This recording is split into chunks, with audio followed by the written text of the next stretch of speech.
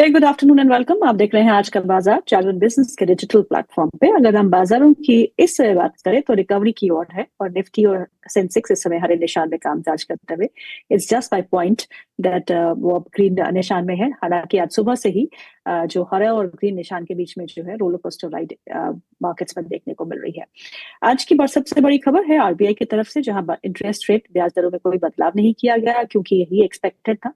जितना भी उन्होंने अभी कट किया है 125 बेसिस पॉइंट्स का इंटरेस्ट रेट कट, वो अभी तक सिस्टम में आया नहीं है पूरी तरह से। तो बिल्कुल सही जो मार्गदर्शन आरबीआई ने किया है, इन द सेंस दैट जो भी कट है वो अभी सिस्टम में आएगा, उसके बाद वो उसको देखेंगे। उन्होंने अपनी डोमेस्टिक इकोनॉमी को लेकर काफी पॉजिटिव बातें कही है। हमारी डोमेस्टिक इकोनॉमी काफी अच्छा कर रही है और काफी रेजिलियंट है, लेकिन इंटरनेशनल और ग्लोबल अनसर्टेनिटीज के बारे में उन्होंने कहा है कि अभी दिक्कतें बहुत ज्यादा बढ़ सकती है, तो हमें ध्यान से रहना होगा।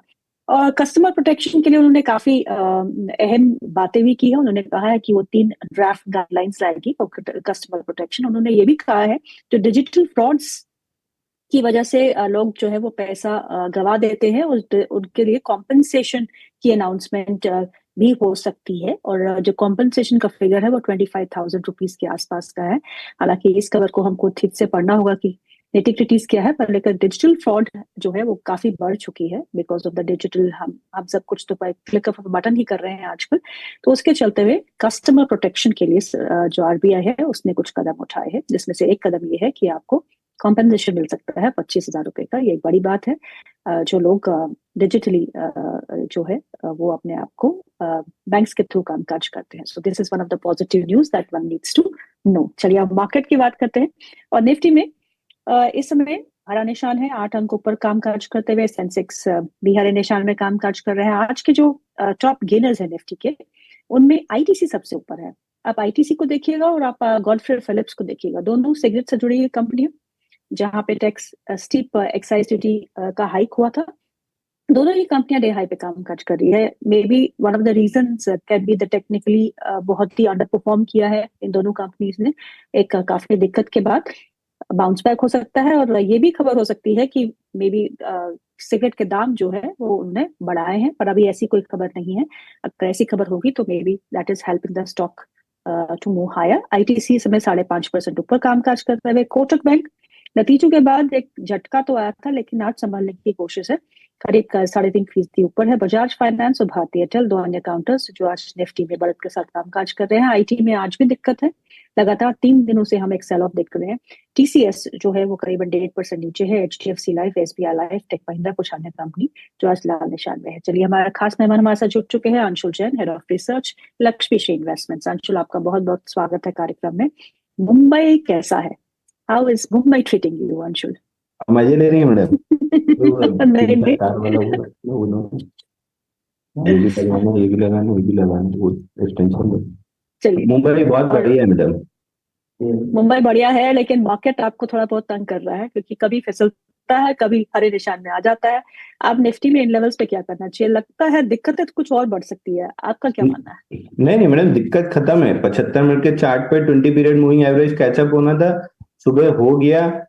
देखिए, कभी भी मार्केट को चाहिए, मतलब आप उसको समझिए, गाड़ी में जब तक पेट्रोल नहीं है तब तक गाड़ी ढलान पे आप थोड़ा सा ढकेल दो तो नीचे तक तो पहुंच जाएगी, उसके आगे नहीं जाएगी।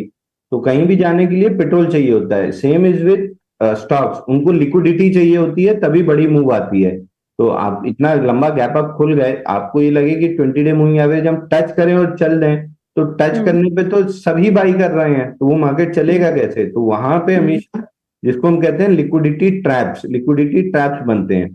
75 मिनट ओके। के चार्ट पे सुबह पहली कैंडल निफ्टी पे नीचे क्लोज की, अगली कैंडल ने 75 मिनट के चार्ट पे उसको वर्टिकली रिवर्स कर दिया। ये जो आप देख रहे हैं ना, ये वी शेप रिकवरी। पहले ये हम्म 20 पीरियड मूविंग एवरेज के नीचे क्लोज किया, तो जितने अति उत्साही लोग मूविंग एवरेज पे खरीदे, नीचे क्लोज हम्म होने पे स्टॉप लॉस कटा, अगले ही में रिवर्सल हो गया। तो लिक्विडिटी हम्म ट्रैप जिसको हम कहते हैं, और बहुत लोग ट्रैप मान के शॉर्ट कर दिए तो वो भी उल्टा चलने लगा। तो हम्म लिक्विडिटी ट्रैप आपका पहले तो ये पलटा, सुशील, तो लिक्विडिटी ट्रैप में पहले ये पलटा, अब हम्म तेजी कब आएगी? लिक्विडिटी ट्रैप हम्म तो बन गया, लेकिन ब्रेकआउट कब आएगा? अरे वो गोल वाला हम्म जो खींच रहे थे वो दोगे। हम्म 25,670 ये लेवल निकलता है तो निफ्टी पे ब्रेकआउट बन जाएगा, उसके बाद आंख बंद करके तेजी करना स्टार्ट कर दीजिएगा, क्योंकि पहली चीज चाहिए थी रीटेस्ट, वो कंप्लीट हो गया। दूसरी चीज चाहिए थी ट्रैप यानी लिक्विडिटी, वो मिल चुका। अब तीसरी चीज चाहिए है ब्रेकआउट 25,670 प्रिसाइज, इसके ऊपर जैसे ही निकलेगा निफ्टी पे ब्रेकआउट बन जाएगा।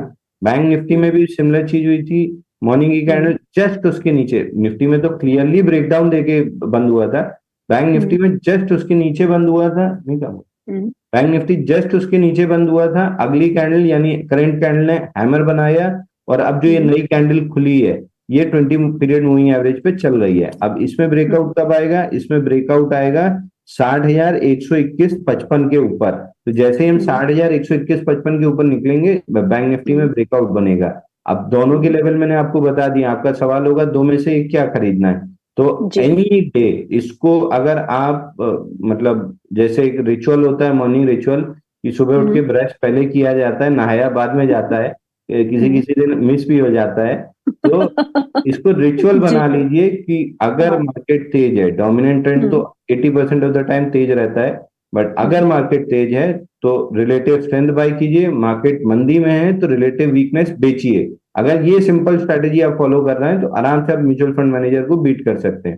फिलहाल मार्केट तेजी में है और ये पुल बैक है, तो रिलेटिव स्ट्रेंथ बाय करना है, रिलेटिव स्ट्रेंथ बैंक निफ्टी में। तो आउट ऑफ द टू अगर दोनों में ब्रेकआउट आता है तो I would any day be interested two by bank Nifty. मेरा निफ्टी में बहुत इंटरेस्ट नहीं है, क्योंकि पहले आईटी हल्का सा, अभी आईटी में 4% की और कमजोरी है, उसको काउंटर करने रियलिटी चल रहा है, रियलिटी 862 के अपने रेजिस्टेंस के आसपास आ रहा है। मेटल में प्रॉफिट बुकिंग दिख रही है तो मोस्ट लाइकली साइडवेज रहेगा। ऑटो भी हल्का सा प्रॉफिट बुकिंग दिखा रहा है, तो वो सेक्टर रोटेशन में निफ्टी को संभालने के लिए सिर्फ एक बचता है बैंक निफ्टी। तो फिर वही चीज है कि अगर जब निफ्टी को संभालने बैंक निफ्टी आ रहा है तो मैं बेटर है कि निफ्टी छोड़ के बैंक निफ्टी बाई कर लूं, क्योंकि कोई ना कोई एक सेक्टर अगर मालूम पड़ा बैंक निफ्टी की तेजी को न्यूट्रलाइज करने लगा तो मेरा पैसा नहीं बनेगा, तो बेटर है कि मैं बैंक निफ्टी बाई कर लूं। तो रिलेटिव स्ट्रेंथ बैंक निफ्टी में, मेरा इंटरेस्ट उसी में है। जी, चलिए दो स्टॉक्स देख लेते हैं। एक गॉडफ्रे फिलिप्स जो 11% 12% ऊपर कामकाज कर रहा है, और दूसरा आईटीसी जो कभी चलता नहीं लेकिन आज चल रहा है।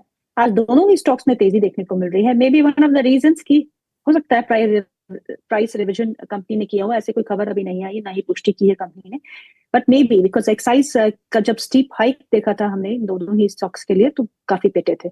अब इनमें क्या करना चाहिए? दूरी रहना चाहिए अंशुल, या फिर आपको लगता है कि थोड़ा बहुत बाउंस बैक प्ले करना चाहिए? मैडम देखिए, इससे बहुत फर्क नहीं पड़ता कि सिगरेट के प्राइस मतलब जो है सिगरेट के प्राइस रिवाइज होंगे, अपवर्ड होंगे, और हर साल होते ही हैं, बट लोगों की आदत नहीं छूटती, तो इससे कोई फर्क नहीं पड़ रहा कि इनके सेल्स पे कोई असर आना है, वो ऊपर ही की तरफ जाएंगे। बट आईटीसी और गॉडफ्रे फिलिप दोनों, आईटीसी में क्लियर ब्रेकडाउन है, आईटीसी में क्लियर ब्रेकडाउन है। जो लेवल हमने डिस्कस भी किया था 383 का, उसका टारगेट 280 था और लो बना है 295, तो टारगेट ऑलमोस्ट डन है। बट ऐसा नहीं है कि अभी यहां से ये वन वे ऊपर चला जाएगा।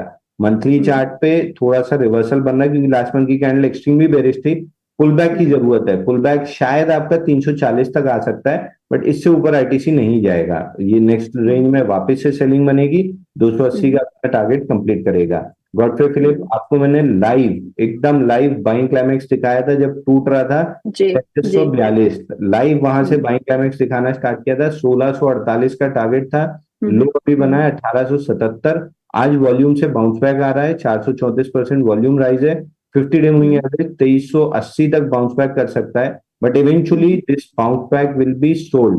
बाउंस बैक जो सेलिंग रेंज आ रही है वो 2290 की आ रही है, और 50 डे मूविंग एवरेज 2380 पे है, तो थोड़ा सा स्ट्रेच करेगा 2380 तक, बट इवेंचुअली वहां से सेलिंग रिज्यूम होगी, और 1648 और 1355 ये दो टारगेट्स आएंगे। चलिए एक और स्टॉक की बात करते हैं जहां काफी अच्छा रुझान आज देखने को मिल रहा है। 52 हफ्ते के उच्चतम स्तरों पर नाइका, नतीजे काफी अच्छे रहे, और नाइका में आज कोई ब्रोकरेज रिपोर्ट भी आई है जो यहाँ से 18% का अपसाइड देख रही है।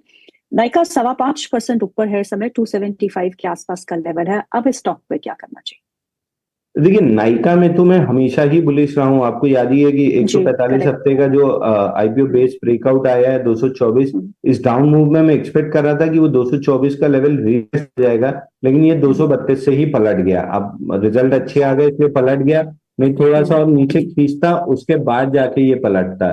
तो हम्म, नंदलेस वापस ऑल टाइम मतलब ये स्विंग हाई जो लास्ट इसका बना था दो सौ हम्म, तिहत्तर रुपए बीस पैसे उसको हमने क्रॉस कर दिया, और एक ही Recording हफ्ते में stopped. आप देखिए हम्म, रिलेटिव स्ट्रेंथ क्या होती है, ये बार बार मैं हम्म, इसीलिए आपको बार बार बताता हूँ कि रिलेटिव स्ट्रेंथ हमेशा बाई करना चाहिए। 5 हफ्ते 6 हफ्ते लगा के, बल्कि अगर पूरे कंसोलिडेशन और ब्रेकडाउन पीरियड मतलब पुल बैक के पीरियड को मान लूं तो 24 नवंबर से लेके 27 जनवरी 3 महीना लगा दिया इस पुल बैक को कंप्लीट करने में, एक ही हफ्ते में पूरा रिवर्सल। तो ये hmm, this is a breakout candle on monthly and weekly, daily पे तो हम्म, है ही। 315 45 डिस्टेंस था वो मिलेगी, बट ओवरऑल जो ये 145 हफ्ते का बेस ब्रेकआउट है इसका हम्म। ₹95 जो कि आईपीओ बेस ब्रेकआउट बना।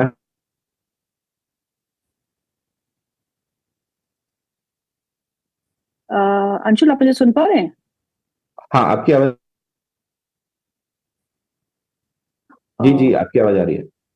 ओके चलिए कुछ और काउंटर्स देख लेते हैं जहां पे एक अच्छा मोमेंटम आज देखने को मिल रहा है। उसमें जीई शिपिंग और नवीन फ्लोरिन भी है। नवीन फ्लोरिन में लगातार हमें एक अच्छा रुझान दिख रहे हैं, नतीजों के बाद एक अच्छा मोमेंटम। आज नतीजे आने वाले हैं इस स्टॉक के, लेकिन उससे पहले भी एक अच्छा मूव हमने इस स्टॉक में देखा है।